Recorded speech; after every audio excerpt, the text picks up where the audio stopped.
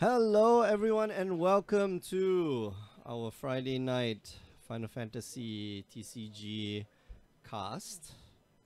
It's called Main Story Questline. My name is Mick. I'm one of your hosts, and we are watching the match here between Nicholas Tan and Mitch Lee. Nick here is going to mulligan and take the next 5 cards. Looks like it's okay. See an error, but we see him like shake his head like, nah. Not gonna happen, and Mitch here gonna start off with a pretty aggressive start here. So he's playing the he's playing the Ice Wind aggro. Is that fat chocobo? That's a fat chocobo. That is a fat chocobo. Plays an Izana. Plays Izana as well as I forget who this other guy is, but basically enters when you play him, you get a free 3-drop of a different element, 3 or less of a different element. Alright, Balthier here to stop the bleeding, hopefully. Zagabath, is that the guy? Zagabath, let's search him up.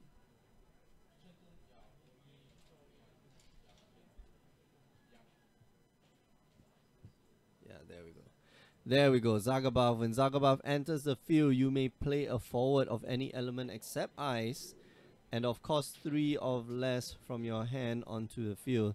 And he does look for, he plays the fat chocobo here, and searches out a chocobo, puts it on the battlefield, and swings in with the Izana as well. And well, the chocobo is like 8,000 and Izana is like 9,000. I don't think the Balthier wants to trade off any. I don't think the Balthier wants to trade off at all. So Mitch able to exile or able to take away. Is that a Kani Senna or Ruby Senna? One of them. One of the Senna sisters. It looks like Nicholas here is playing what? Ice? No, water? Is that water? Wind, water, feng shui. Wow. Okay. Thinking about his turn. Or maybe it's like a Sky Pirates deck. Oh, no.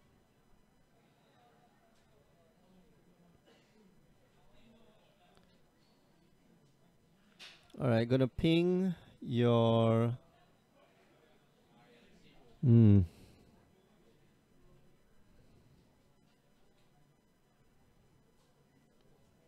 Go ping your chocobo. I think the chocobo is definitely the stumbling block here.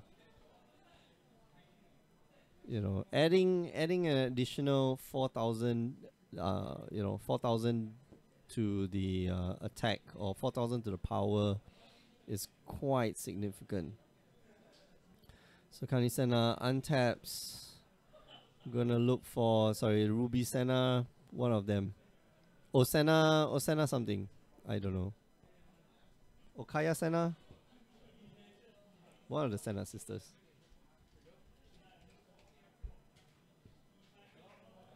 Aru Senna. That's the one. Yeah. Alright, does kill off the chocobo. Maybe he wants to try to untap. Gives up, I believe that's an Oritz. Right?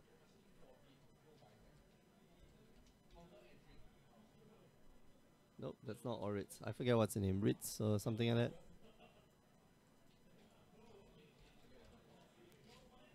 Ritz is not a card that we see played too often.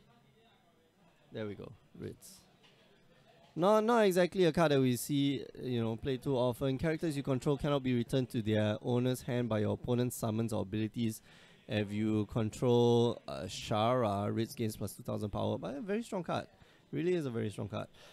So I'm curious why, we just don't see it being played as much. But Shara here is, on Nicholas's side of the board. And it looks like he is, I wouldn't say in the lead, but he is...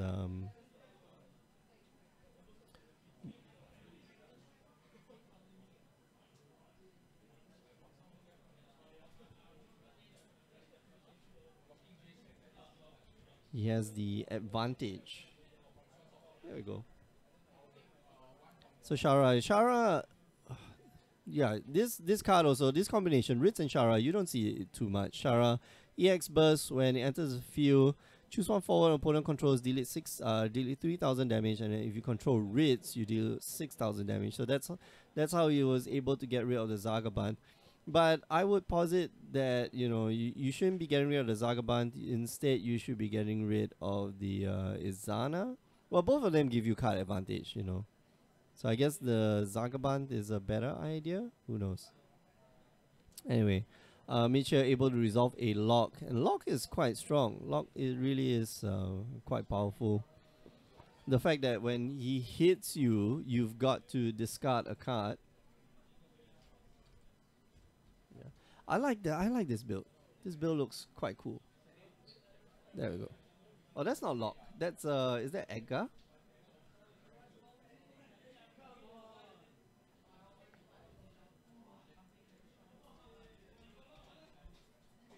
No, not Edgar. Oh man, I don't know who this is.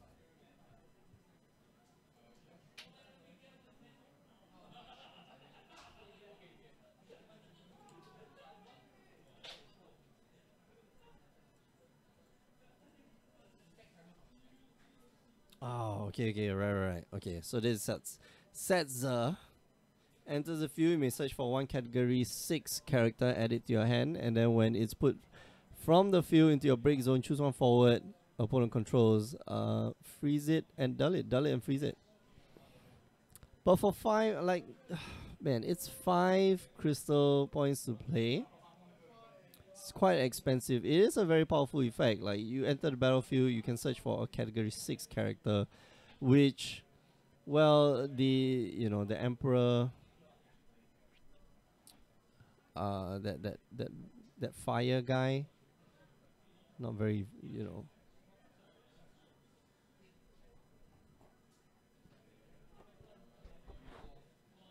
Oh, come on, he knows.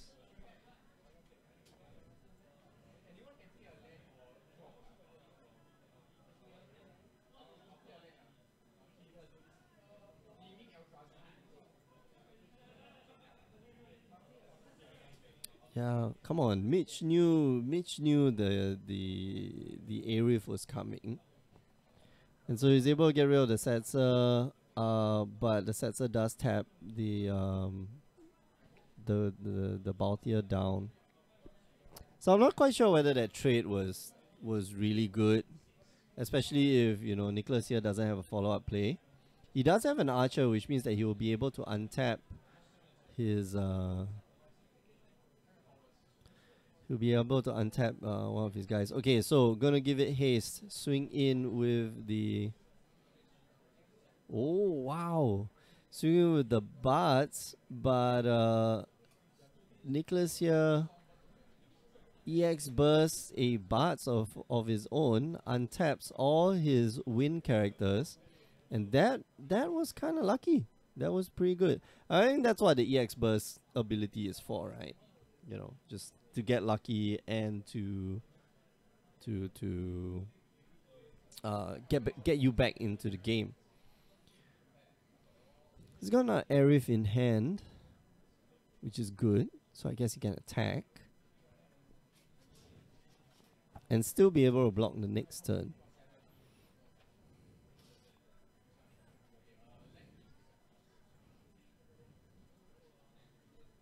Thinking whether to cast that Kanisena or not.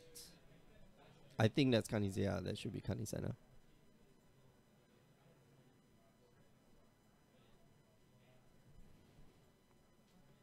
Alright, swings in. Another lock off the top. Mitch there a little bit unfortunate. Yep, Kanisena untaps everything. A tray. And then passes the turn. Yeah, Mitch looks like he's in a little bit of trouble. That Kanisena is big. A lot bigger than Mitch's stuff, so. Alright, okay. So yeah, I forgot to start the timer on our end. We've got like 19 minutes left.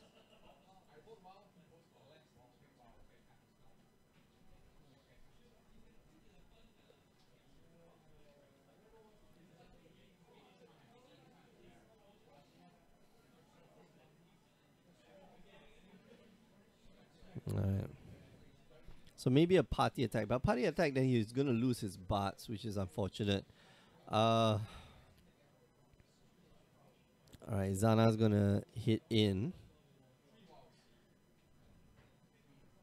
I think if if Nicholas knows what's up, like just take the damage. The Zana is like not worth getting, allowing Mitch to get a chocobo or black chocobo. Yeah, okay, so Mitch just takes the damage. That's another bounty off the top. A black chocobo on the battlefield and just passes the turn. So that would have, well, I won't say it will change anything. The black chocobo is just chocobo, but Mitch here could have looked for a chocobo which is a standard unit. I'm not quite sure whether he plays the standard unit in his deck. Alright, so kills the black chocobo. You're not getting in any more attacks.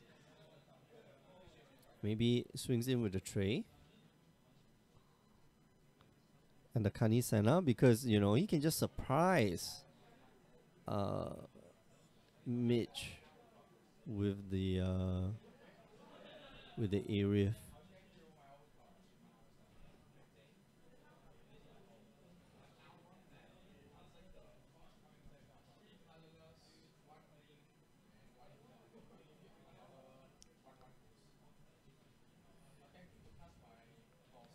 Let's see. Right, discards an gonna be playing an Oracle, I think. Yep, so discards the Arif, plays the Oracle. Wants to keep the Baralite untapped for some reason.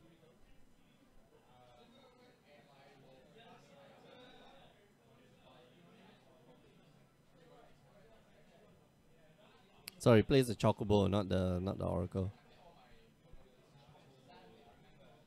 So that's a 9,000 and that's an 8,000. Does Fat Chocobo give any bonuses though? Fat Chocobo. Let's see. When Fat Chocobo enters the field, you search for one job Chocobo or card named Chocobo, of course 3 or less, and put it on the battlefield. And then you can tap and choose one job Chocobo or card named Chocobo. It gains plus 2,000 power until end of turn. So essentially that's 10k, 10k and 9k. Nothing that Nicholas could stand up against.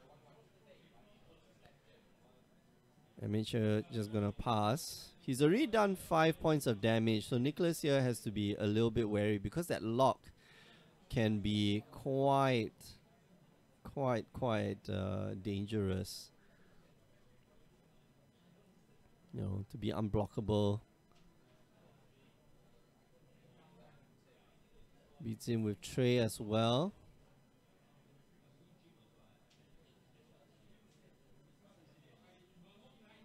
Alright. So he plays the butts of his own, able to get rid of oh no. Not able to get rid of the Chocobo.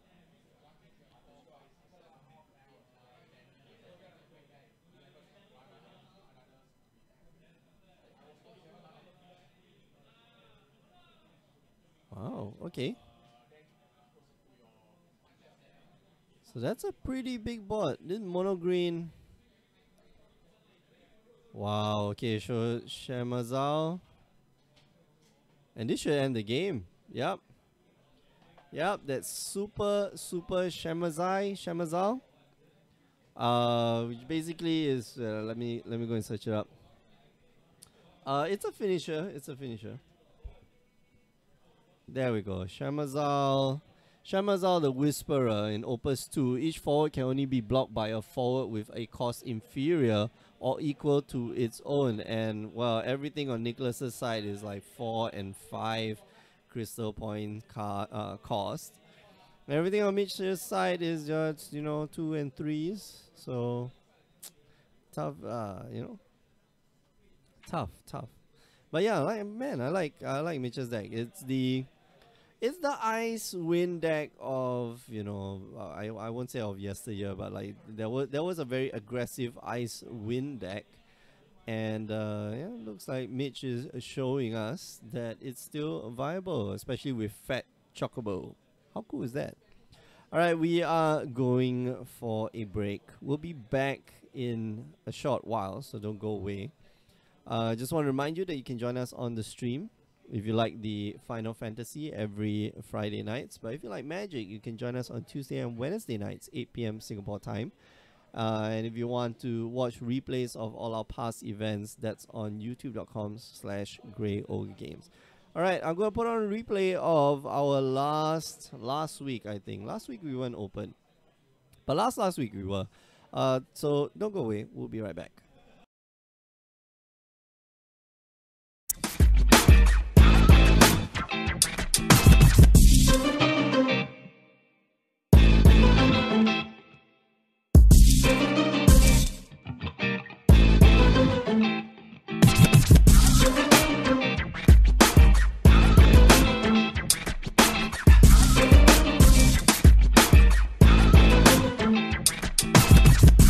Hello everyone and welcome. Let me turn that mic down. Hello everyone and welcome to the main story questline here at Grey Ogre Games. My name is Mick. I am your host for tonight. We're watching the match here between Nicholas Tan and Jensen Goh, and wow, there is a crazy amount of static. Okay, let me try to fix it. So I'll have to go mute for a while. Give me a sec.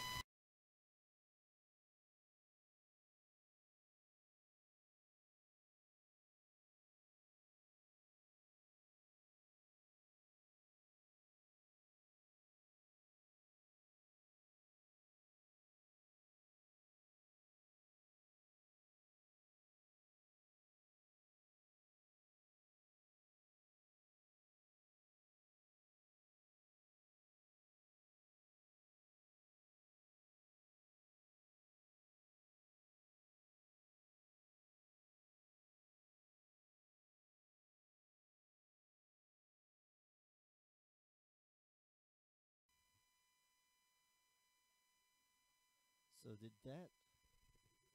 did that solve the problem? Yes. Yes, it's gone. Hello, we are back in business. Hello, everyone. Welcome to the main story questline here at Grey Ogre Games. My name is Mick. I'm your host for tonight. I should cut that, in the YouTube, I should cut that out. Just that first part. You did not hear that first part. It's ugly. It sounds horrible. Anyway, we're watching the match here between Nicholas Tan on the left and Jensen Goh on the right. Nicholas here, I just prepared. I happened to prepare the card. Is playing, looks like a Wind Ice deck. Maybe an aggressive version, but since he's playing Mogul, I don't think it's that aggressive. Is it Wind Ice or is this Mono Wind? Or maybe Mono Wind. Does have a Moogle on the battlefield, discarding a Barbarisha. Or maybe it's the Wind Lightning. But anyway, Barbarisha with Cactua, best combo ever. And so, yeah, I guess, what's that? Rhea Isana? Kanisana, Rayo Isana. Basically, so he gets to search out for Kanisana and puts it in hand and passes the turn. Or does he pass the turn? Let's see.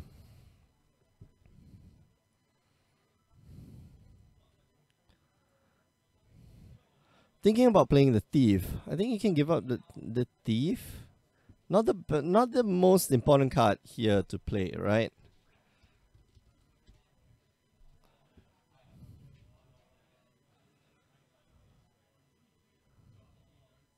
Alright, decides to play the Raya Isana.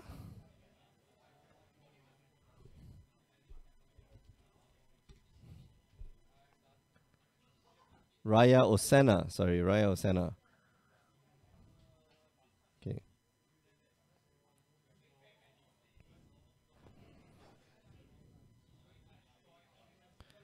And he's got a Kanisana in hand. Let's take a look at Kanisana. I'm pretty sure I'm not pronouncing that right. Kanisana. Anybody play FF14 here? I remember playing FF14. And she's in the beginner town. Like you start off in that town. Jensen here playing the starter, or sorry, not starter, the Steiner, the Opus 3 Steiner, and looks for Zidane. I probably get to play Zidane for free. Maybe gives out that Bahamut that he's holding. Yep, he gives out Bahamut. And forces his opponent to discard a card. And Nicholas here discards a Minerva. Minerva is something that, you don't usually see play, but it is, she's a extremely powerful card. Thinking about cashing in that Mughal? No, maybe not.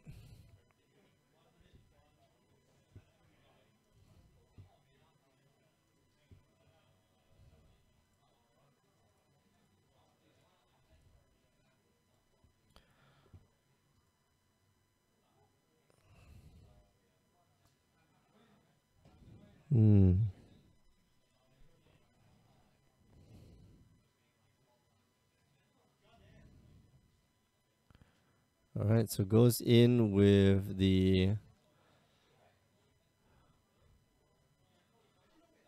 Zidane, and maybe he wants to block with the Mughal, who knows? I mean like, Mughal die, you cast Mughal, you draw a card, Mughal dies, you draw a card. And Maria is, that Maria on the battlefield gonna give Mughal, plus 1000. Gonna get rid of that Mughal anyway with a selfie. And Nicholas here draws a card as a Diablos. Diablos would be useful. Oh man, a second Bats. That's not cool, man. That's not cool. I'm thinking how to, how to do up his turn. That second Bats, very powerful in the win deck. So let's take a look. This is, I believe, the Opus 1 Bats. It's got EX Burst. When Bats enters the field, activate all win characters you control. So pretty powerful effect, especially when you only play win, or your mono win, and basically it's all your, it's all the win characters.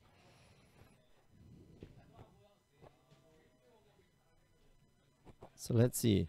Minwoo on Jensen's side of the table as well, which means, it's a little bit more difficult to kill Jensen's creatures. Not with, it's going to be a bit tough. Like, you can't Barbarisha and Cactua combo. And Minwoo, I think, seeing a bit more play here, or becoming a little bit more relevant. Well, Minwoo is always relevant. Like, Mono Lightning was always a thing, and Minwoo, would shut down the Elcid combo. Warrior of Light also something very powerful, can't be killed by the Elcid combo. Kanisena here hits the battlefield.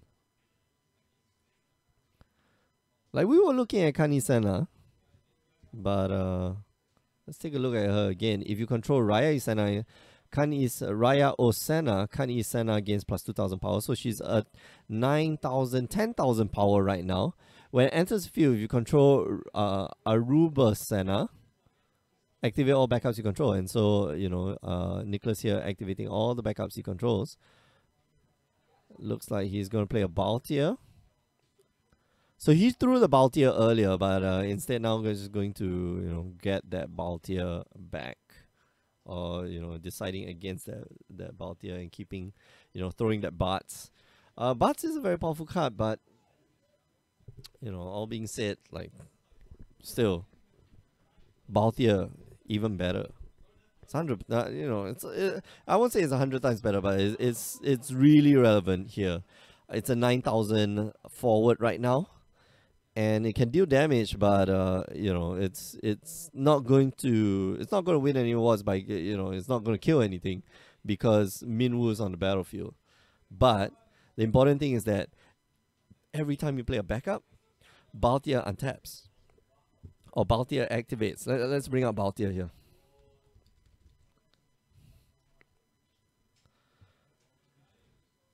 And Jensen, a little light on the fire backups, but his backups are really controlling board. He's also got Mog, which is great, to bounce a creature when you need be. But usually you use it for the Alpha Strike. Here we go, Baltier. 4 crystal points. Whenever one of your backups enters the field, activate Baltier, and then you can activate. You can dial Baltier, and it will deal 1 forward, 2,000 damage. And Fires of War is very, very strong, and sometimes a bit relevant. So it gains Hexproof, cannot be chosen by a summon or ability this turn, and gains first strike until end of turn. So it can be useful. Alright, there we go. Diablos. Gonna try to get rid of the Warrior of Light. Diablos here deals a lot of damage, by the way.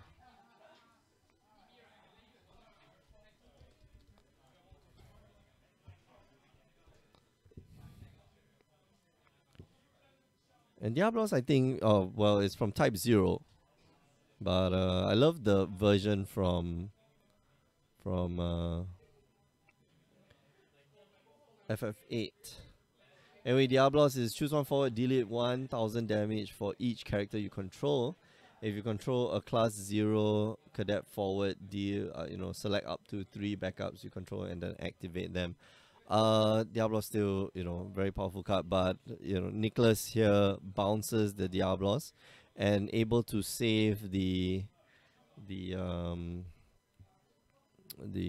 Warrior of Light.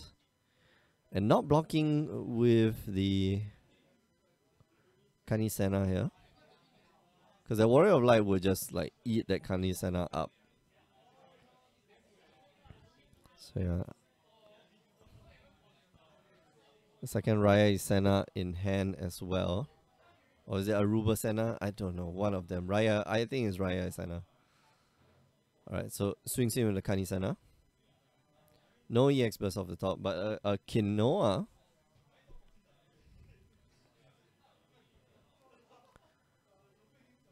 And so I guess it's a free Bats.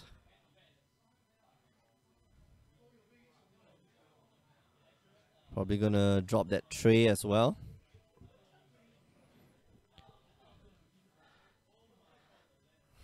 Well, Jensen here has another Kinoa in hand and a Cloud of Darkness. And wow, his board is set up. So Cloud Darkness here, not very good. But at the same time, you play the, what's his name? You play Kinoa, not that great either. But it is a body. Fairy here probably will help to Jensen to smooth out some draws. Or get him a draw. Attack in with the Warrior of Light, maybe?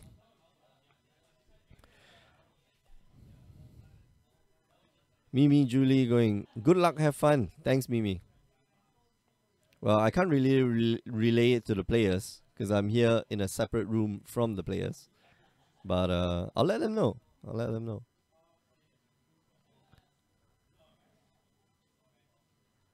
Yeah, Jensen here just slowly building up his board. He's got quite a presence. Trey is looking very, very, it's quite imposing. That's all I have to say. Baralai on Nicholas's side. Oh man, a second Maria. I think he can cast that Baltier quite safely right now. I'll cast the Baralai off the Maria, and then next turn cast the Baltier. The Alexander in his hand, man, I don't like it. Wow. Let's talk about like Alexander. I'm not sold on this card. Like every iteration of this card, I'm like, yeah, it's okay. It's fine. Choose 1 forward with power 9,000 or more, just break it, that's it. But it's 5 costs. Granted, it's got EX burst, it finds its way into your hand. It's a little hard to, the conditions are there. The conditions are pretty high. Choose, the forward has to have 9,000 power or more. It's a little bit tough, You know.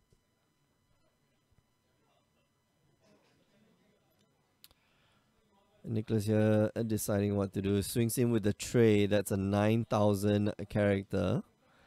And I believe tray is of 3 cost. And so Jensen just takes it. No issue. Barrelai here and just passes the turn.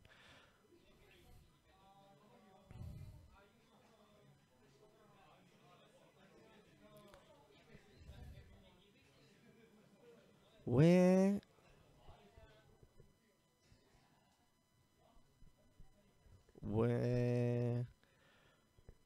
are the Leviathans? And man, Jensen's board is insanely huge. I think he can attack in, right? There shouldn't be any fear. Maybe even party attack.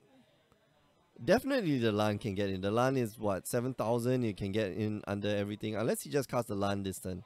I'm not sure. But that Lan's going to be really important. He just passes the turn. Okay. Alright.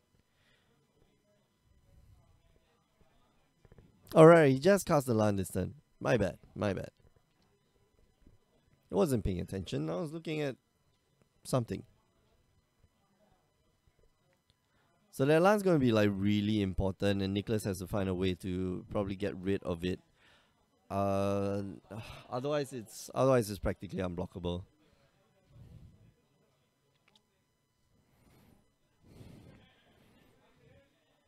A whole bunch of cards in Nicholas's hand, but you know, just not that great. Both players just staring at each other. They've got like a really big board. I think if Jensen goes for it, like he can get in quite significant amounts of damage.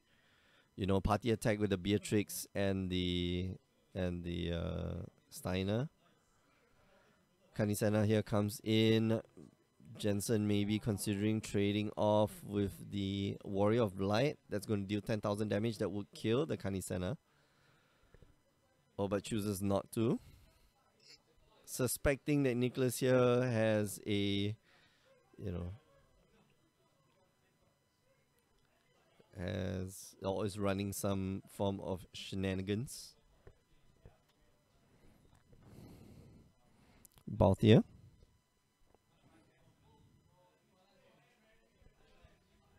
So now both players have quite an amazing presence on the board. Maybe it's Cloud Darkness time? Who knows? Well, definitely want to cast at Yuna. And so that leaves you, you know, that enables you to cast a...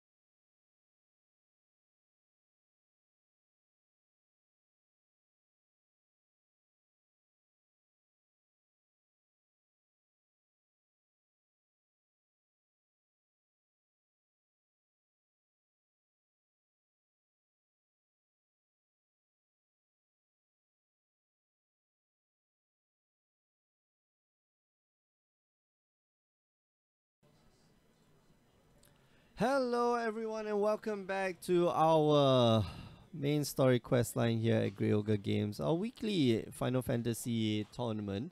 My name is Mick, I'm your host for tonight. We're watching the match here between Ling Kong and Joel. It looks like Joel just took a mulligan there. And Ling Kong looks like he's playing what, Mono Lightning? Mono Lightning? And he's also going to be taking a mulligan. It seems like Joel's going first. I like the playmat. Very cool. Joel here is going to play first, and it looks like his hand is just full of backups. Not that fantastic. Starts off with a Maria and just gonna pass the turn. Does give up a Ritz and an Anacross. And Anacross is pretty good. So to give up the Anacross for to give up the Anacross must be a little bit hard. Yeah, but Maria plus Anacross is fantastic, but sometimes you gotta give up some stuff.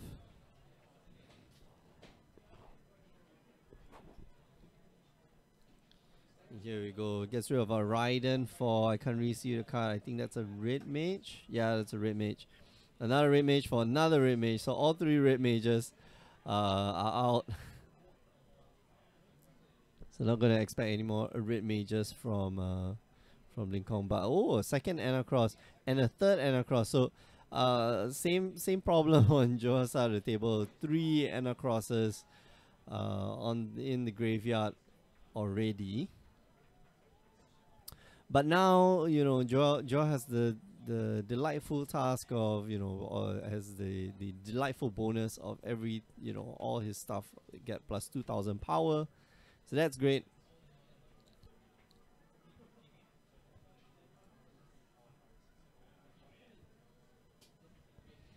So yeah, Lincoln here, looking through his options. I don't think you pass. I think you just play the one of the black mages and then pass, because man, you are not gonna be able to get rid of any of Joel's guys normally. The fact that they have plus 2,000 power. Does play the Gramis, probably gonna look for an Elcid, maybe. Yep. And then just gonna pass the turn. Yeah, Gramis here, integral part. Gramis and Elcid, integral part of the mono lightning deck. And I don't think he's gonna be playing anything. Let's see. Oh, okay. I like this card. Behemoth. Behemoth is not a card that we see very often, but I think it's it's quite versatile. Or maybe not versatile, but very strong. This card. There we go.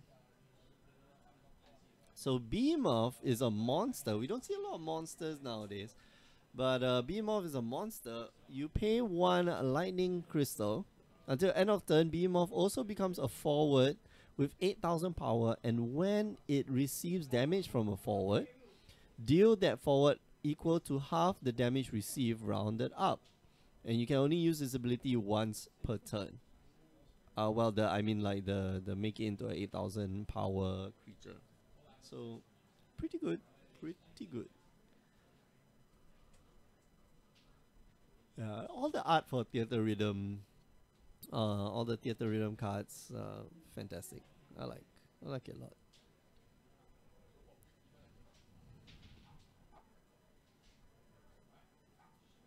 I think you should just attack him with the Behemoth and don't do anything else. His hand is very reactive. Like, he's got an Alcid, he's got alright, able to mill Vincent. He's got Alcid, he's got Rigdea, and then a Black Mage. So that would maybe take down like 1 guy. Oh, okay, he plays a Black Waltz 3. I believe that's a Black Waltz 3.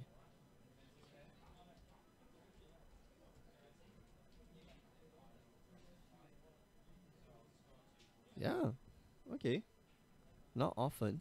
This card you don't see often. When it enters the field, choose 1 forward, it loses 2,000 power and end turn. When Black Waltz 3 is put from the field into the break zone, choose 1 forward, it loses 2,000 power until end of turn. So it's a 6,000 character, which is pretty good. Oh, a Dada Luma here on Joel's side of the board. So, and that's not a small Dalaluma, that's like a 10,000 Dalaluma. Gonna be really tough to get rid of, and especially with the Arif on the battlefield. Lincoln here can't target Joel's forwards with his backups. Let's look up Arif. I like this Arif, but not too relevant unless you're playing against like mono lightning and possibly mono water. Which, well, Mono Lightning here in Singapore, definitely a lot of people play it, but Mono Lightning, Mono Water, it's okay. So yeah, area if you control a category 7 forward, the cost for playing area is reduced by 1. But not too relevant. If you control the forwards you control cannot be chosen by your opponent's backup abilities. So your opponent's backup abilities, yeah. So things like red mage, the fire red mage, you can't make it not block. Things like black waltz, you can't make it not block.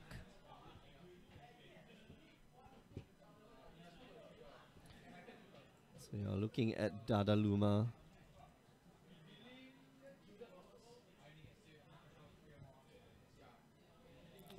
Oh. There we go. Dadaluma, when it's chosen by your opponent's summons or abilities, choose up to 1 forward your opponent controls and then deal it 4,000 damage. And then when it's dealt damage, choose 1 forward opponent controls and deal it 4,000 damage. So, Alcid, you definitely don't want to play like Alcid combo into Dalaluma, because basically you lose both your Alcid and your Onion Knight or whatever goon that you're playing. And Dalaluma right now is 8,000. If he plays Rigdea, or he plays the Alcid into a Rigdea, that's only 8,000 damage, and Dalaluma is going to get rid of both of them. So yeah, it's not the greatest. So Ling Kong here, alright. So Ling Kong here can attack. He can attack with the Black Waltz, right? And Joel here will take it. I'm pretty sure.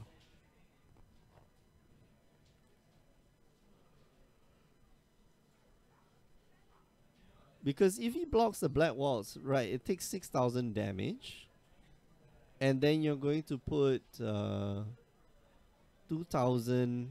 Ooh. And then it's going to go minus 2,000.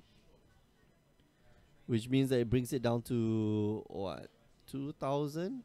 Which means that you can cast that Rigdea from your hand and just target Dadaluma, destroy it. Albeit you will lose that Rigdea.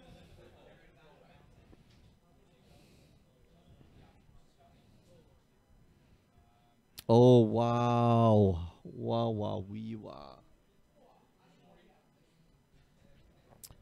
Oh, sneaky. Right. So I think he can get rid of the behemoth. Let's check the wording on behemoth.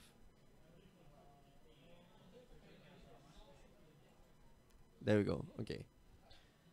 So when behemoth receives damage from a forward, deal that forward. So it doesn't target the other forward. Right. It just deals the damage to the other forward. So he's gonna deal damage to the behemoth. It will deal damage to Dadaluma. Dadaluma is gonna deal 4,000 damage to the Black Waltz. Wow, what a blowout. What a blowout. So he blocks the behemoth. And then, 2,000 damage goes onto the Black Waltz. Oh.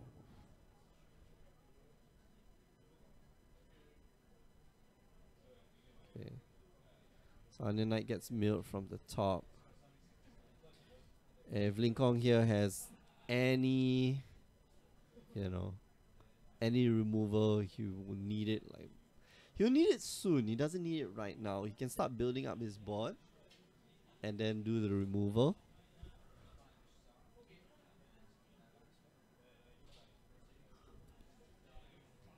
Exodus would be great. What else? What other removal? Like Odin, yeah, straightforward. Just Odin would be fantastic. Get rid of that Dadaluma. Especially when you've got no creatures on the battlefield. would be good.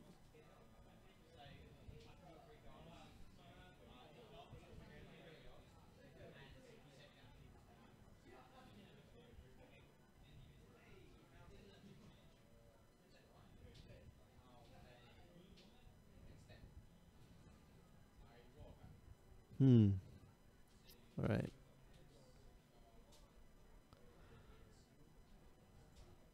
Can't really see what is in Ling Kong's hand, but maybe you don't want to get rid of this Dalaluma.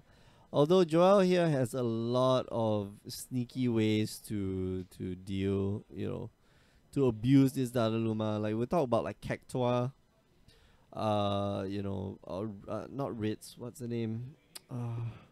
Yashtola is also a great way to get rid of it. But it does instead cast Gilgamesh. Very good against mono water, or very good against water in general. Gives up the black mage, which effectively not it's not good. It's not very useful, especially with Joel having an Aerith on his side of the board. I like Joel's deck. Joel's deck's kind of interesting. There we go, Cactua. What I say. And Cactua could get just straight out get rid of that Gilgamesh. Alright, and Rauban fights the Gilgamesh, swings in. Rauban here is a 10,000 power character. It just bashes, enters the field, deals 9,000 damage to itself, and another forward. And Ling Kong here looks like he's in a little bit of trouble.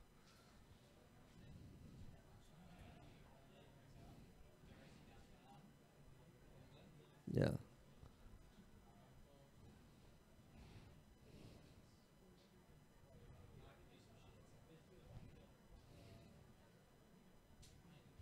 Hmm.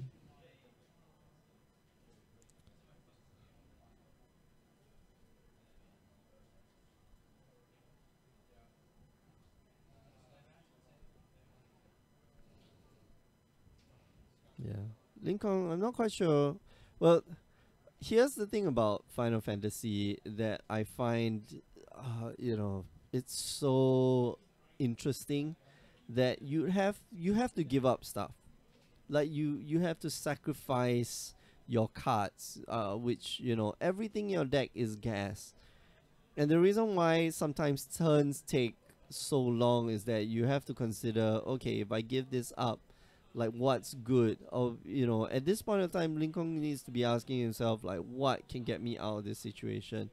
And Exodus will probably get you out of this situation. Gets rid of both Dadaluma and Rauban at one go. And might want to start playing that what's his name? That Alcid.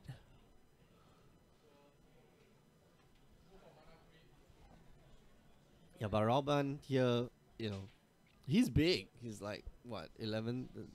Sorry, 10,000. Okay, plays a backup and just passes the turn. He does have Exodus Judge Sal, so I'm curious why he hasn't fired it off yet. Is it Exodus? I think it's Exodus, right? Let's check. Let's check.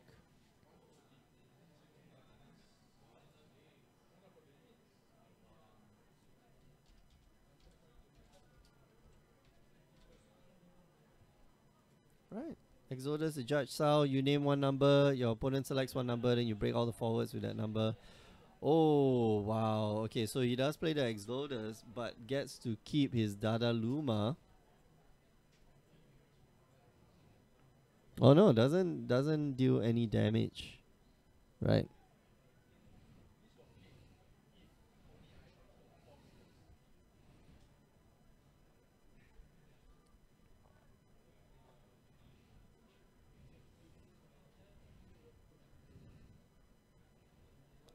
Plays the 1 mana summoner Rigdea. Rigdea's got to target something, right? If I'm not wrong, Rigdea has to target.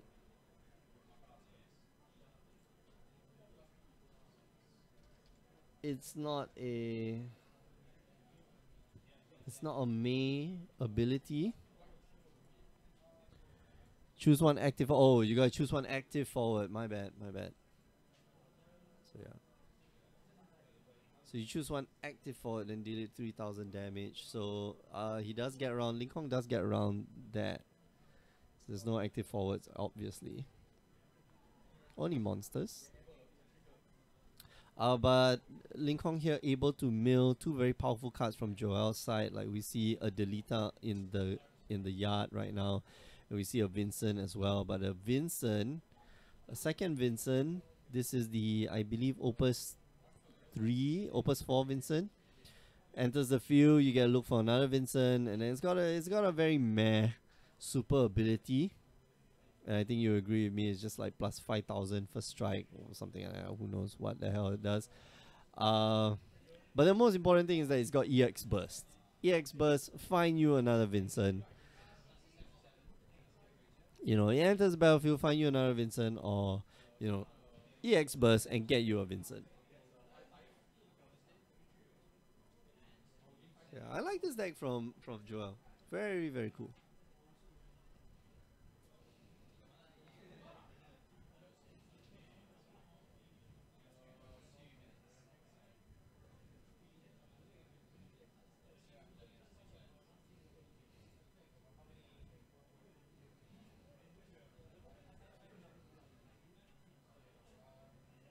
Be in with Dadaluma, no blocks.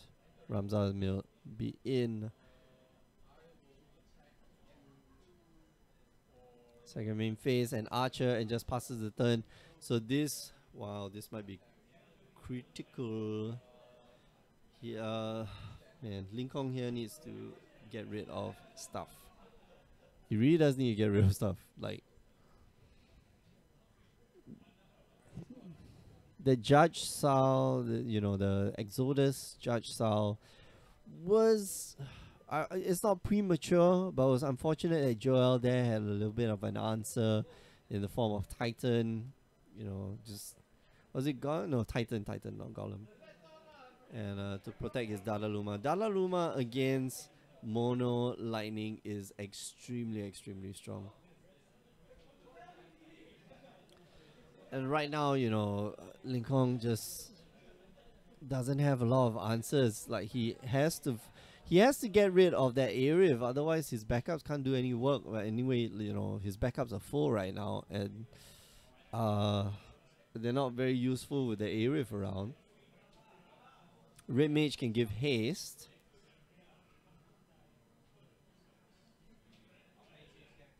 He could attack in right now, but he needs a blocker. He needs at least two blockers, because that Cactua is threatening to get rid of one of his blockers. Let's take a look at Cactua's ability. A very cool ability. So you tap and you choose one forward, deal it 1,000 damage, or you can pay 3, 1 crystal and 2 generic, 1 win and 2 generic. Tap, put Cactua under the break zone, choose one forward, deal it 10,000 damage. Cactua deals you 1 point of damage, and then EX burst cards you put into the damage zone due to this ability cannot be used. So basically, you take 1 damage. It's a 1 mana card. It's not a lot, honestly. It really isn't.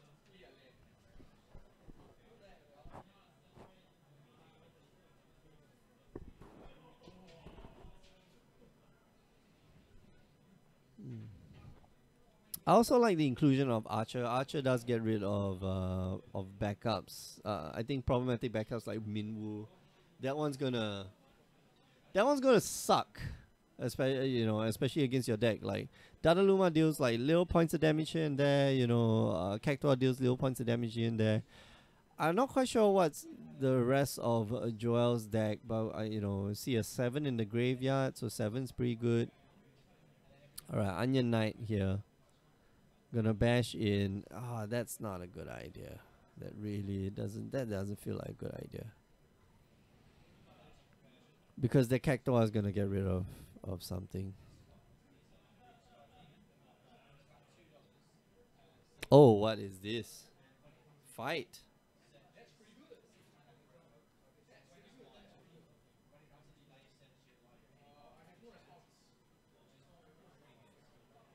Alright, so Odin here.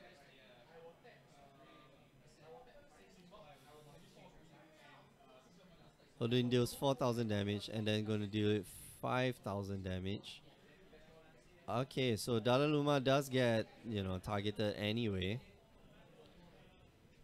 And Lincoln here buys himself one more turn because he does get rid of the Dalaluma.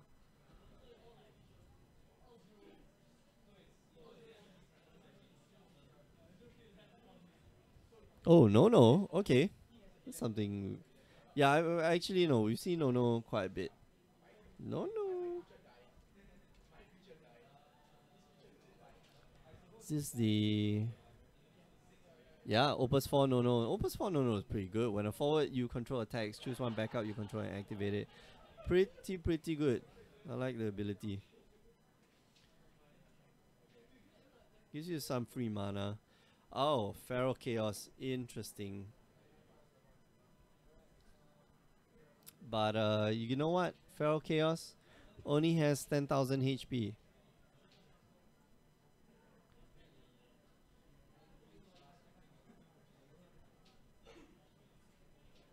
He's gonna get rid of the Feral Chaos. That's cool, man. That's cool. Instead of taking that 1 point of damage, and does he have a haste creature right now? Nope. Gonna blow up your your backups. Cast Asura, untap everything. Cast a Dada Luma probably, presumably. No. Just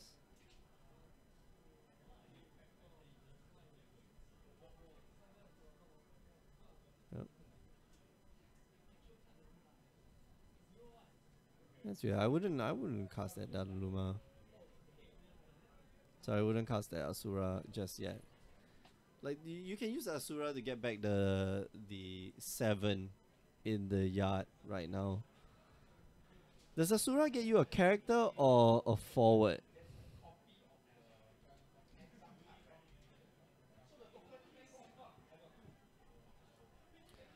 Asura gets you wow, it gets you a character of cost 2 or less from your break zone and add it to your hand. So Raiden here gonna get rid of 2 of Joel's creatures. Not super effective. But we did see Joel here trying to get rid of Ling Kong's mana sources or crystal sources. Choose up to 2 forwards opponent controls, remove that first forward from the game and break the other. Asura here, gonna look for probably that 7. 7's a really good card to have. Nope, just gonna pass the turn. Yep, waiting on that. I thought he has a 7. Come on.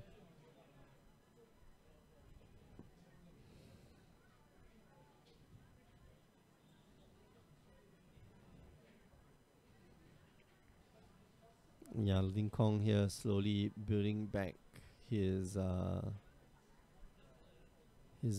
mana base and cards, and like it's so apparent that Joel here has just infinite number of cards.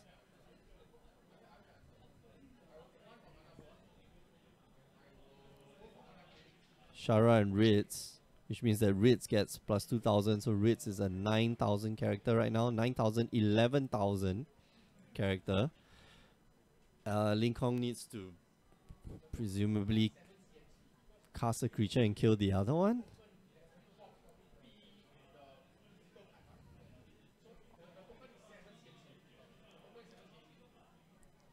Needs to be able to drop a forward and then deal with the other guy.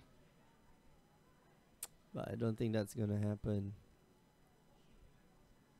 There's not enough cards in Ling Kong's hand. The Exodus, man, took a lot of resources, and Joel there smartly predicting, or smartly predicting that his opponent, like, the only way out is that you have a Raiden, and so start stripping his opponent's mana base. And there's a handshake. Congrats, so Joel wins it 1-0. Alright. We are going for a short break, but we'll be back in about 5 minutes time. I think most of the tables are done. I'll put on a replay. But before we go, just want to remind you that you can join us on the stream every Tuesdays and Wednesdays, 8 p.m. Singapore time for Magic. And if you like the Final Fantasy, which you do, that's why you're watching. It's Friday nights, 8 p.m. Singapore time. But if you miss it, it's okay. Just go down to youtube.com/Grey Ogre Games.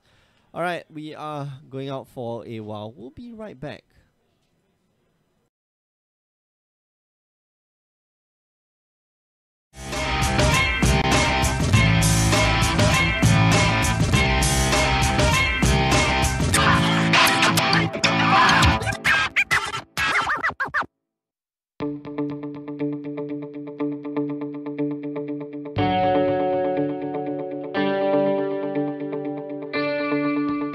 Hello everyone, welcome back to the main story questline here at Grey Ogre Games. My name is Mick, I'm your host for tonight. We are watching the match here between Ling Kong and Kira, on the left and the right. Ling Kong here starting off with an NGL penance. And hits Ling Kong in the face. And off the top there is Onion Knight. It looks like Mono Lightning on both sides. And GL Penance, not something you see played very often. Yeah? Right? This card, like, interesting card. So Angel Penance is also card name Angel in all situations. It's got haste. And when it deals damage to your opponent, choose one damage forward and break it. So yeah, a pretty fast first drop here in Kira, keeps a hand, discards a Gramis, discards a one of the mannequins as well. Can't really tell which one that is. But yeah, Ling Kong here starts off with Black Mage and a Ramza, and the new Ramza is kind of cool. I want to bring that up. The new Ramza is a little bit interesting. When a foe you control is put into the field from the break zone, activate Ramza. Very difficult for you to do that, but yeah, I guess. You can tap Ramza, choose one forward against haste until end of turn. Great. And you can tap and choose one forward against plus 1000 power until end of turn. Ramza are very easy to cast. It's just two crystal points. And GL comes in for another turn. Black Mage. Sorry, is that Black Mage or Black Waltz? Black Waltz, sorry. Black Waltz 3.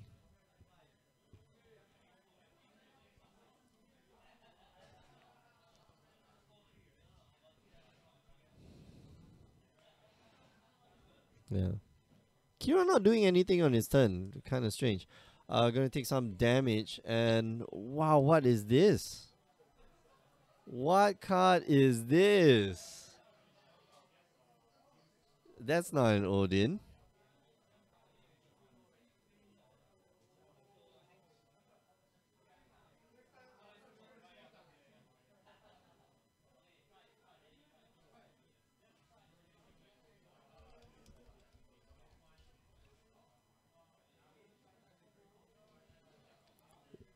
Wow. Okay, so this is not a card that you see very often.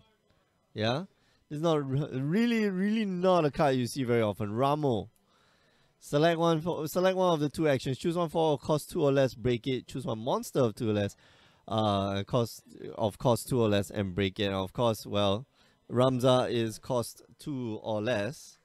And so broken by the Ramo. Wow. Kira here, very commanding commanding board presence. Well, I won't say commanding board presence. No backups, but damn, those forwards are good. Angio, Penance, and what's his name? And Amon. That's something that is a little bit scary to face down. And Lincoln here doesn't have any, it doesn't have any forwards to block. He needs some form of creature destruction. It looks like he's going to go for the Alcid combo. Does get rid of the Amon, but Angel gonna come in again.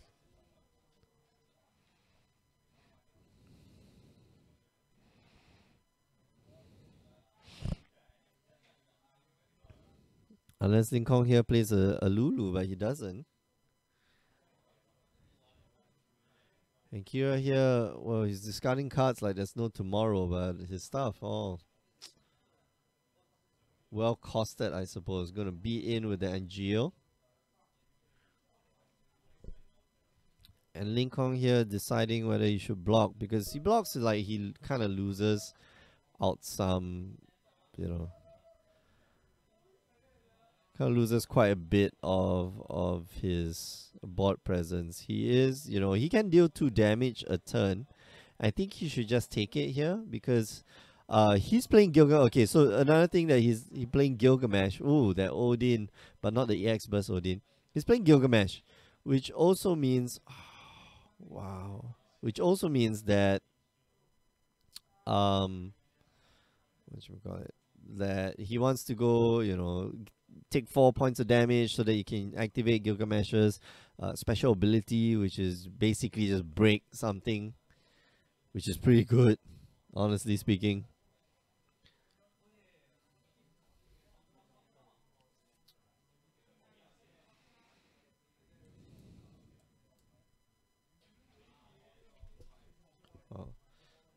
So Kira here, wow, playing a really cool set of cards. And here's one that you don't usually see. Archangel EV. If it deals damage to a forward, increase the damage by 2,000. And if it's dealt damage by a character, reduce that damage by 2,000 instead. So effectively it's an 8,000 creature. It's an 8,000 forward, but in most circumstances it's 8,000. It's an 8,000 forward. Yeah. Oh wow, I like this. The Behemoth on Lincoln's side of the table. Behemoth is also not a card that you see played very often.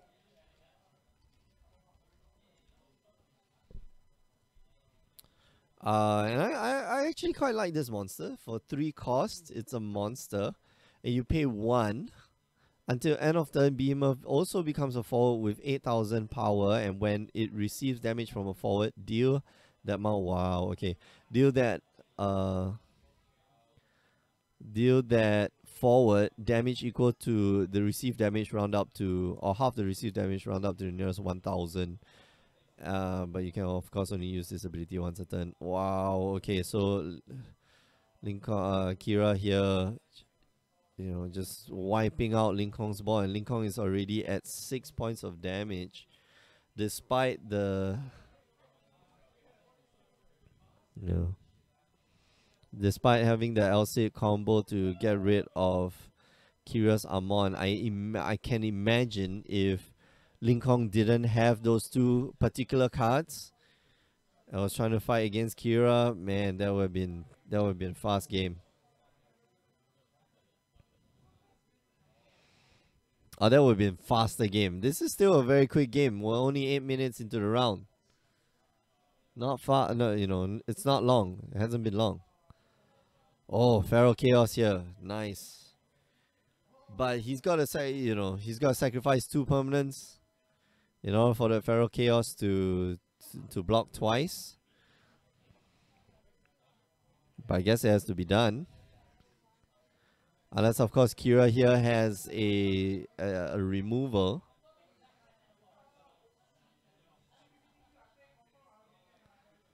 And since he's got no backups, he's just got to discard cards. So if he's got an Odin here, still doesn't work because Feral Chaos, I believe it's 5 cost. Let me check. I don't think so, right? Feral Chaos. Yeah, Feral Chaos is 5 cost. Okay, my bad. And just passes the turn, so Lincoln here has some time to recover.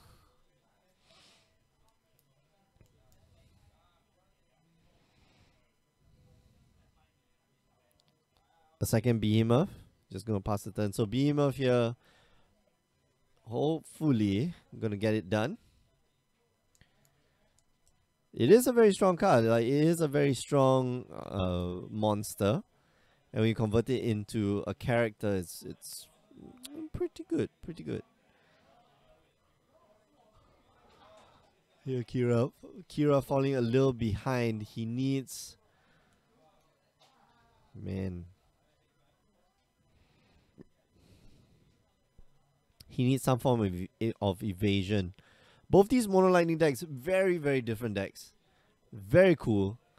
Lincoln here going more of the monster route, more slightly controlled. Kira opting for a more aggressive line. He does finally play a red mage, but you know, he needs to give up a lot of cards just to be able to cast stuff. To put, you know, forwards on the battlefield.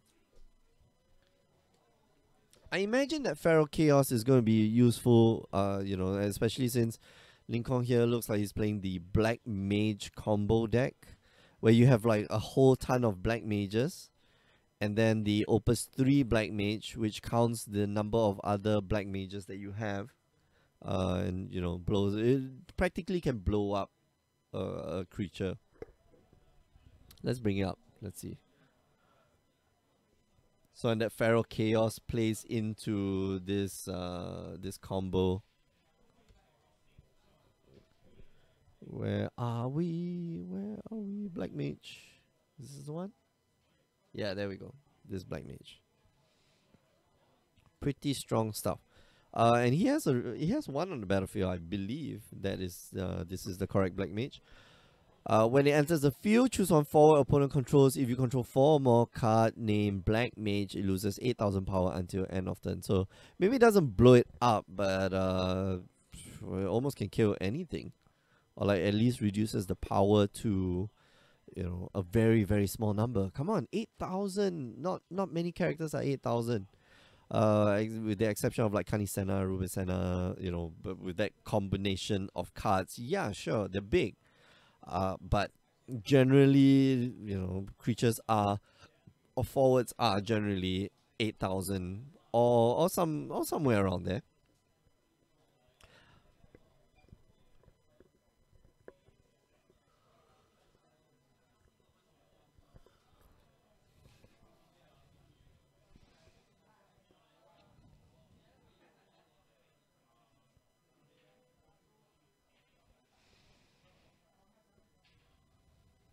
Okay. Just thinking about that Feral Chaos. So I think Kira here can team up. Can he team up? No, I don't think it's a good idea. Alright. So 6,000 damage on the Feral Chaos.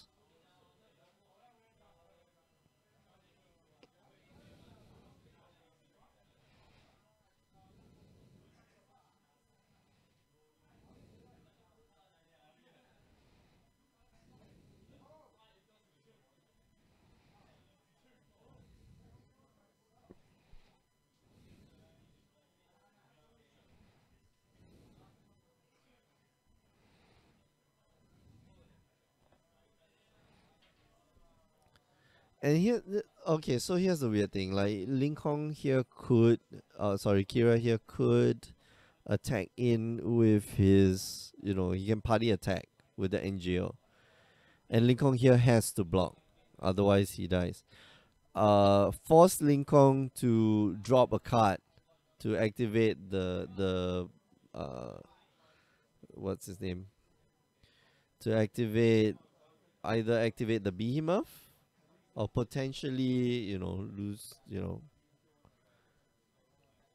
could be losing a game. Okay, and just passes. All right. Lincoln here gets to draw 2 extra cards. He needs more forwards like right now, or he needs like stuff on the battlefield so they can sacrifice it to the Feral Chaos. I think Kira there made a slight miscalculation. Who knows? I don't know. But yeah, the hand gestures from Kira is like, yeah, no, this all went down the wrong way.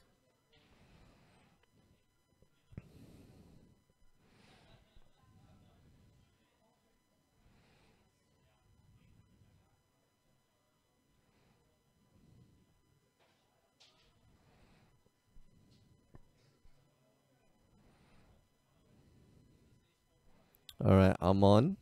Amon's a good start. He just passes the turn.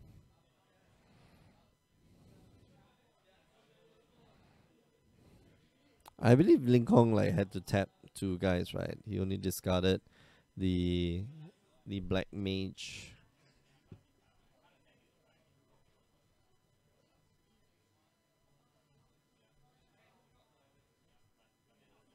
Oh, that's not a black mage. That's a sage, I think. Oh, one of the mages. Damn it.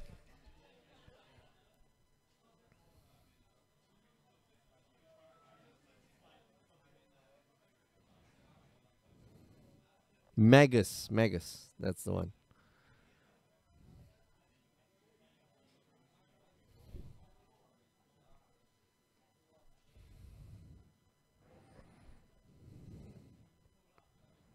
Ooh.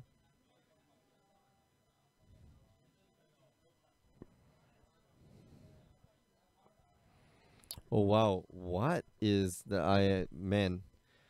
Kira, you are throwing me for a loop. Wow, who is that backup?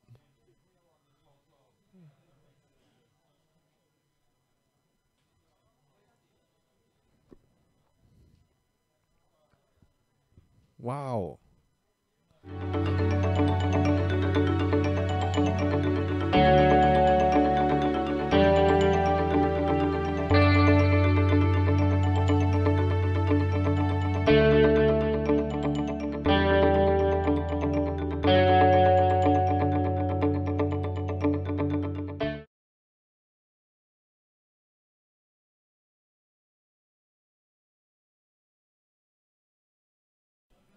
Hello everyone and welcome to the main story quest line here at Grey Ogre Games. My name is Mick. I'm your host for tonight. We are watching the match here between Nicholas Tan and Gerald Chua. Nicholas we saw earlier on in the day. He is playing the I believe is the Ice Wind deck. And well, I'm not quite sure what Gerald is playing. But let's see. Let's hopefully find out once they start the match. Anyway, Stephen Go is complaining just now. Why are you streaming live Mono L? Yeah, Mono L versus Mono Lightning. Mono Lightning versus Mono Lightning. Not the most exciting exciting game. It feels like Mono Lightning versus Mono Lightning feels like when whoever's the first guy to pull the trigger probably loses. You never know. Yeah. Anyway, so Gerald here going to be going first. He's playing what? Is that Wind Lightning? Or is it Mono Lightning as well? Okay, so looks like it's Mono Lightning. I see an Elcid. I see. Well, Elcid must be found. Like, you have to play Elcid if you're playing Lightning, right? You know, Elcid combo with Onion Knight and Rigdea. Very strong, very powerful cards used. Arusena on Nicholas's side. Oh no. Nicholas here is playing the mono wind deck, right? Not the wind ice deck, which we saw. In the first round, Joel was playing. Sorry, Mitch was playing, not Joel.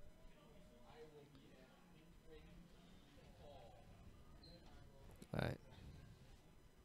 Nashu. We're probably just gonna pass the turn. Nope. Hildebrand. getting in, and then passes the turn. So does mill away a Barbarisha, but looks like Nicholas has another Barbarisha. Unfortunately, won't be able to get rid of that.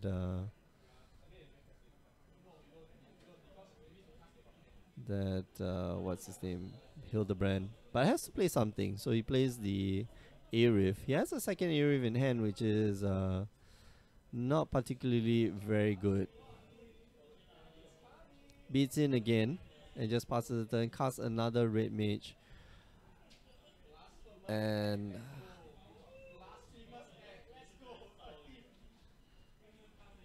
discards the Arif, casts a Bard, and untaps all his win characters. Arif is a very powerful effect here. It's gonna be able to give all his forwards what we affectionately know in Magic as hexproof. Let's bring it up. So cost 3 crystals. When it enters the field, choose up to 3 backups you control other than Arif and you activate them.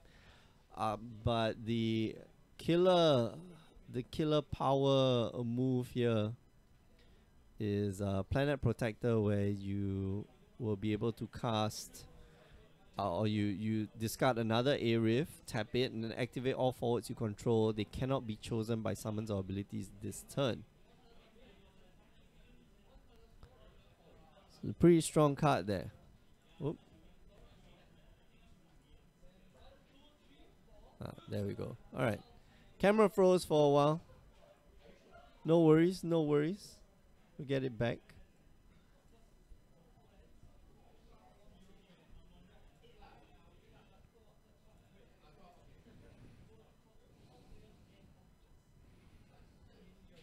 Alright.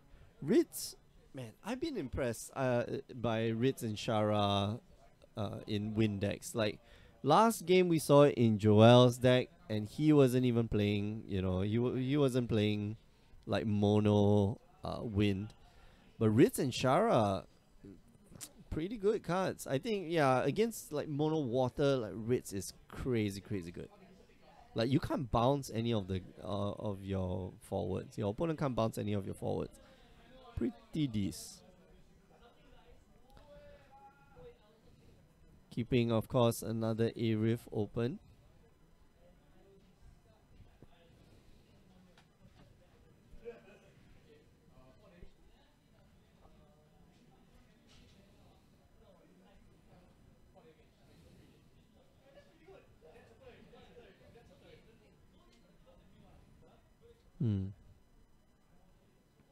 Jaro here considering that man, the Exodus is pretty good. Especially with his own Hildebrand. Like, he'll be able to put it back into his hand, I believe.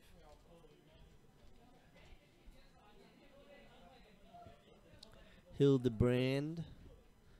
If Hildebrand leaves the field due to your opponent's summons or abilities, return him to your hand instead. And Hildebrand does not return to your hand if he receives damage higher than his power. So, that the Exodus is actually gonna reset that Hildebrand, which is pretty good. Pretty good.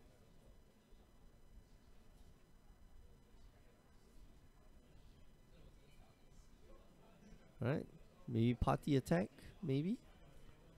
Trying to force the block on Nicholas's side. But he's definitely going to block that Moogle, right? I mean, yeah, despite you wanting to use that Moogle to combine with Nono, or one of the Nonos, that Moogle pretty good. I'm going to take 1 damage here and mills an Arif. And that's the 3rd Arif from the Opus 1, the rare Arif that we've seen being used. Oh wow, Maria is the draw for Nicholas, and Maria's pretty good here. Makes his guys like humongous, hard to deal with. So hard to deal with.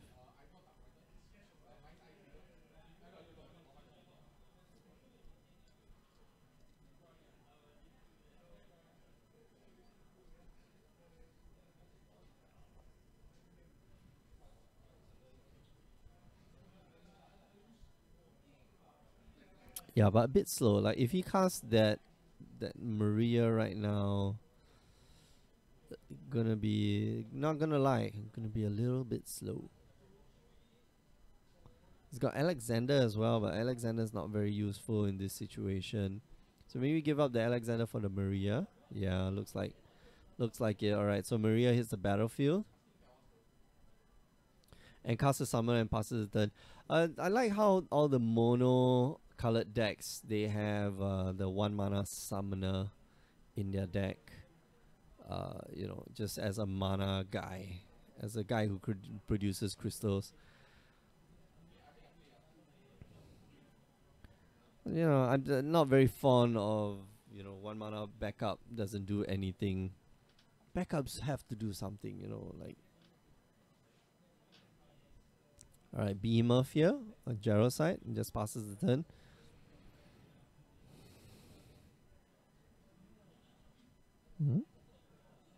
Wow, okay, so double Diablos.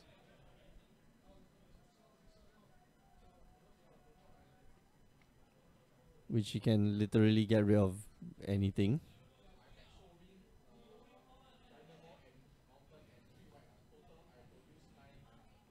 So Nicholas here reading a card, and Behemoth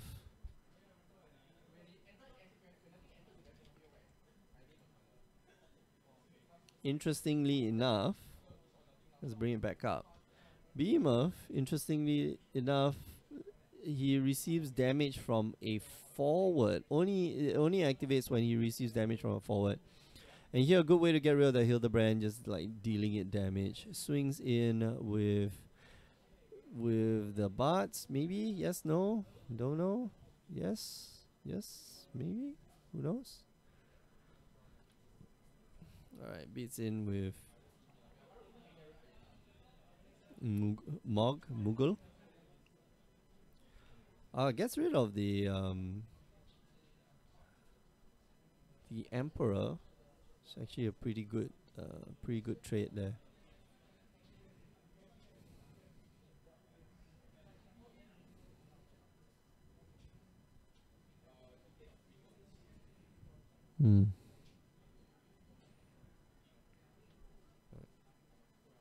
Gets rid of Alcid, just gonna block.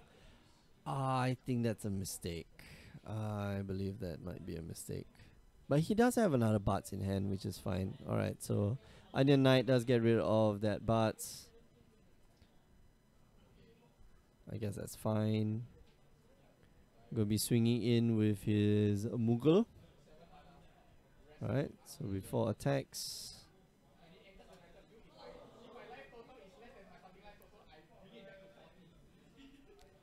Okay, just a value Bats there. Not so much value. Ritz hits the battlefield and just passes the, man, I like Ritz a lot now. But not very effective in this situation. It's just a 8,000 forward. I say just. Pretty big. But with Shara, she becomes 10,000, which is very, very big. But she needs Shara. Shara also, you know, with the Shara will be able to kill off the Onion Knight there.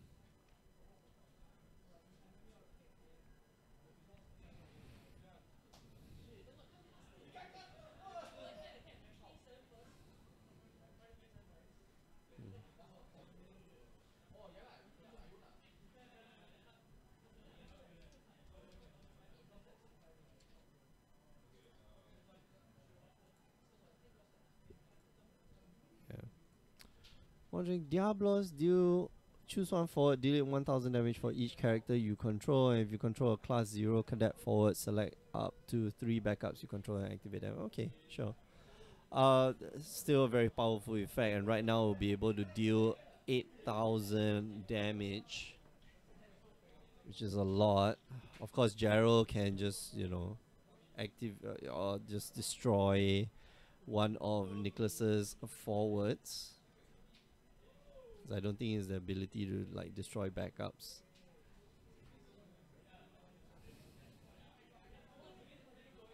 I'm gonna be casting a second behemoth, so that's big. That's pretty big.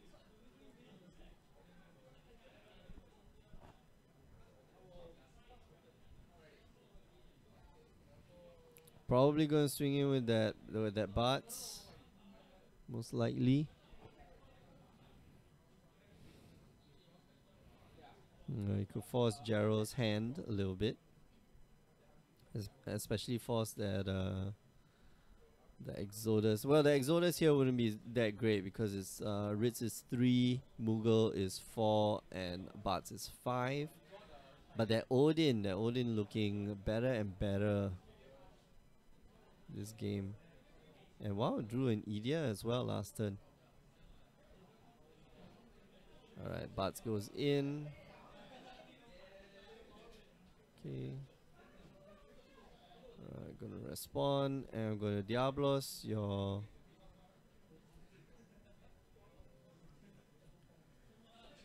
behemoth. Are you going to try to block with the other behemoth?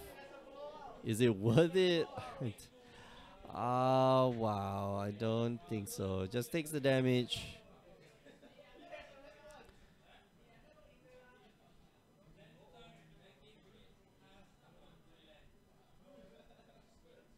No space for backup, so he attacks him with Ritz. Ritz is 8,000. Might want to trade, maybe.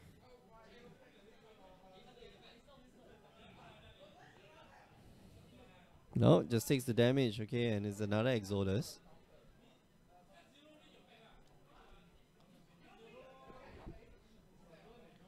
Second main phase, and Nicholas here casts. Oh man, I do not know what card this is. This is a new card.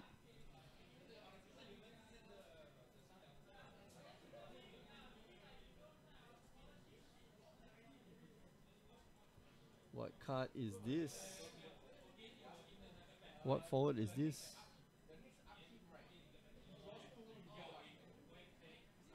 Oh?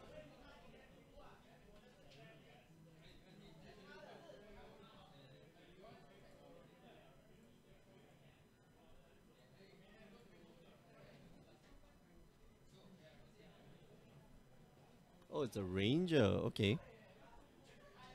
Ranger can be chosen by your opponent's abilities. It's 3 mana for 7,000. Well, in this case, it's 8,000. Wow.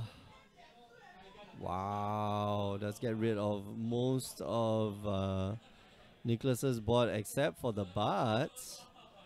Yeah, Ranger can't be chosen by your opponent's abilities. Unfortunately, it can be chosen by I won't say chosen, but it can be destroyed by a Exodus.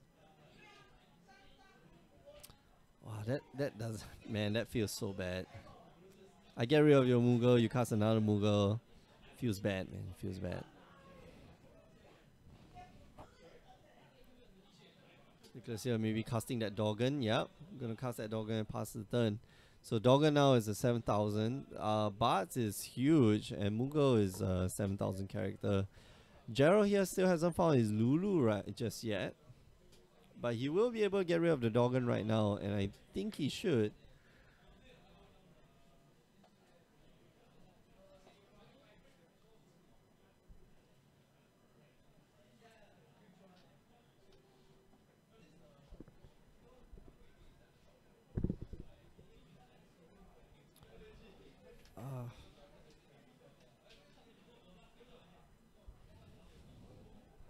Yeah, both players are quite even footing. That Behemoth is just, gumming up the board. It's very difficult for Nicholas to attack into the Behemoth. Alright, so Grum is here. Gonna look for another Alcid. Probably Alcid is gonna be doing a bit of blocking duty next turn. Or Nicholas's turn. It's dispensable at this point.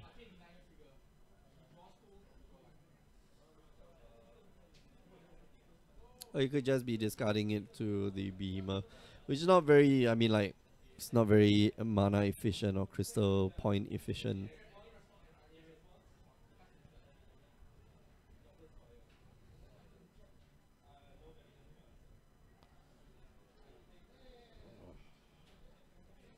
Alright, Doggin, a great answer to the behemoth, by the way. So Nicholas here could just attack in with the bards and use the Doggin to get rid of the behemoth if Gerald does trade, but he'll probably just block with the L Sit. No, he takes the damage. That's interesting. Okay, so he just takes the damage. Gramis gets milled.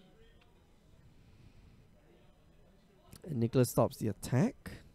Looks like. He drew his third Maria. Gonna get rid of your Red Mage. Keep you off a bit of mana. And Aruna Sena. Looking for Kani Sena. He just passes the turn. So looking to start building up his board. There's nothing else. Is there anything else that Nicholas here can sacrifice? No. Looks like his backups are all set. Set in stone. Difficult to change.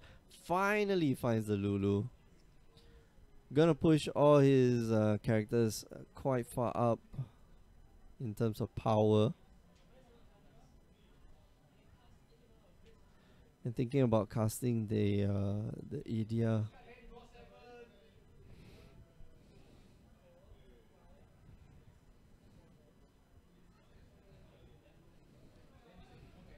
Idia to probably like force that Doggin to activate.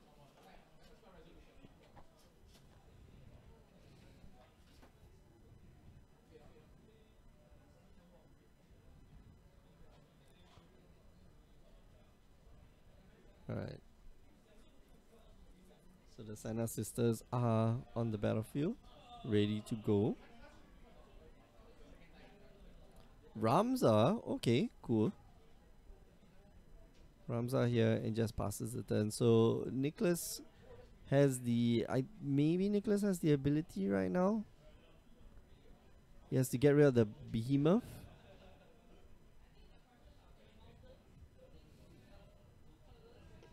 You can just use the Doggin, or you can keep the Doggin to get rid of the behemoth if need be. Or you can just swing it with the Doggin. It's quite big, I heard.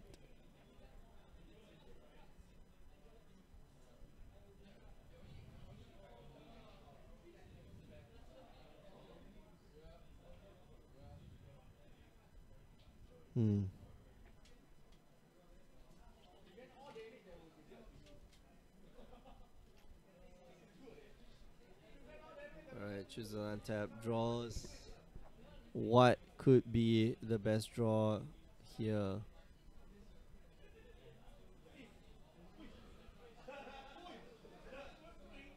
Are those another two Senna sisters? Oh no, okay. That's unfortunate. That's not what you need right now. Probably one like Alexander.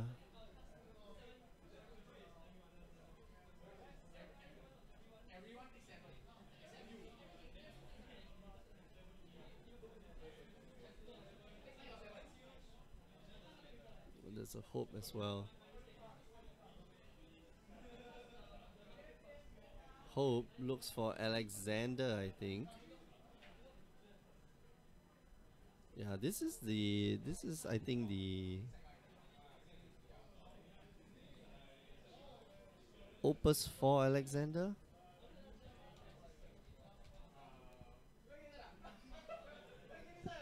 Yep. This is the Opus for Alexander. Choose one, a monster, break it. Choose one backup you control, activate it, draw a card. You can use that Alexander to, destroy the monster that is the behemoth.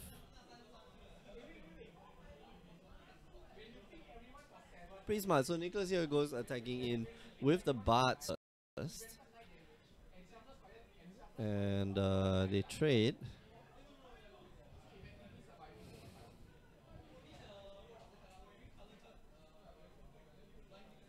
And I think you attack in with the Moogle too. Because at this point, Jaro is almost block everything or die. Oh, passes the turn. Okay, so gives Jaro another turn. And I think Nicholas, at this point, like, Nicholas needs to be applying the pressure. And if Jaro here just happens to keep trading, like, Jaro can't trade any more cards. Like, he is, you have to starve him of resources. And here's trying to get back into the game. Draws another Ramza, and this is a pretty big Ramza.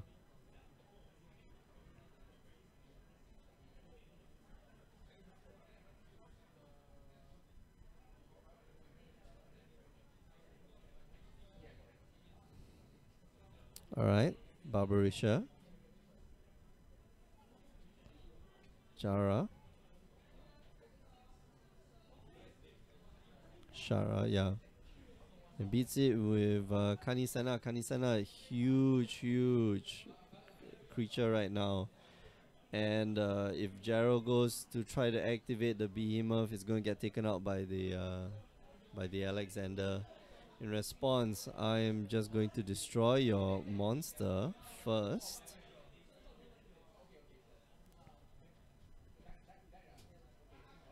So yeah, maybe Alexander not so irrelevant, but still a very good card. So Kanisana hits in. At this point, I think you attack it with everyone. Doggin to get rid of the last guy.